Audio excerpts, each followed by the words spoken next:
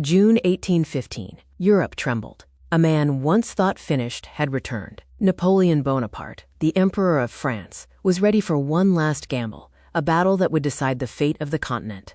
Napoleon Bonaparte had escaped exile. With unmatched charisma, he rallied France to his banner. His enemies called it the 100 Days. His followers called it destiny, and destiny pointed to a muddy field in Belgium, Waterloo.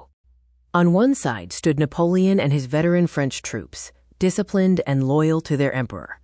On the other, the Duke of Wellington commanded Britain's redcoats, backed by Dutch, Belgian, and German allies. And far away, trudging through endless mud, the Prussians under Field Marshal Blücher marched to join the fight. The morning erupted with thunderous cannon fire. French artillery roared, tearing gaps through British lines. Waves of French cavalry thundered forward, only to be met by the unyielding thin red line. British infantry in tight squares, bayonets glinting, holding firm against the storm. Hours dragged on in smoke and mud. The battlefield was hell. Men fought blind, boots stuck in the muck, cannon wheels sinking, the screams of the wounded filling the air. Wellington's men bent under the pressure, but they did not break. Every soldier knew Europe's fate was being decided that day.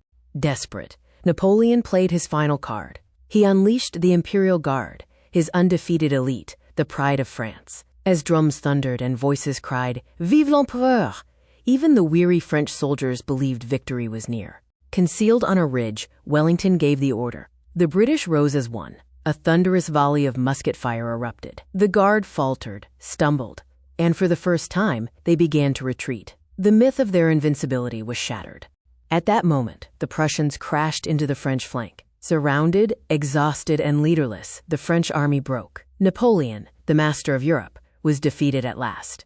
Waterloo was more than a battle. It was the end of an era. It ended 2 decades of war that had consumed Europe. It proved that Britain was not just ruler of the seas after Trafalgar, but a land power capable of defeating the greatest general of the age.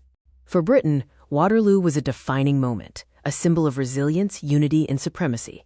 A small island nation had once again shaped the destiny of the world.